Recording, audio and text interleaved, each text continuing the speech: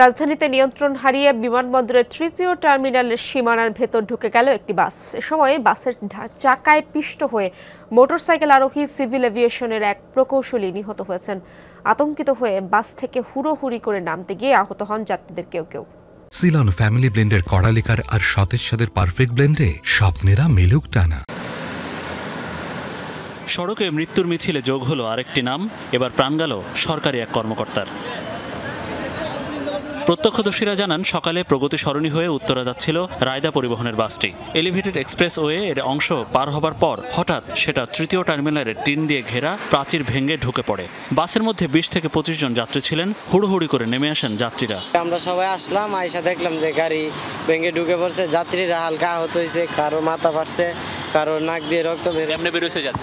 ওই যাত্রী মানে গাড়ি তখন সোজাই ছিল, গাড়ি ছিল তখন দরজা দিয়ে বের হয়েছে। দুর্ঘটনার পরে দেখা যায় বাসটি এক মোটরসাইকেল আরোহীকে চাপা দিয়েছে। পরে সোজা বাসটিকে কাত করে বের করা হয় নিহত মাইদুল ইসলাম সিদ্দিকীকে। তিনি সিভিল এভিয়েশন কর্তৃপক্ষের জ্যেষ্ঠ উপসহকারী প্রকৌশলী। আমরা লক্ষ্য করলাম যে গাড়ির নিচে একটা মোটরসাইকেল। তারপরে অনেকে চেষ্টা করে দেখলো যে মোটরসাইকেলের মাঝে একটা লোক। তারপরে গাড়ি সবাই ৫০-৬০ জন মিলে ধাক্কা দিয়ে সাইড করে। তারপরে দেখে যে ওই একজন লোক। সে কি বেঁচে ছিল? সে বেঁচে ছিল তখন। তারপরে কিছুক্ষণ পরে সে মারা গেছে নেওয়ার পথে, এখানে মারা যায়নি। ঘটনার পর বাসটি জব্দ করা হলে চালক ও হেলপার পালিয়ে যান। ঘটনায় আইনগত ব্যবস্থা নেয়ার প্রক্রিয়া চালাচ্ছে পুলিশ।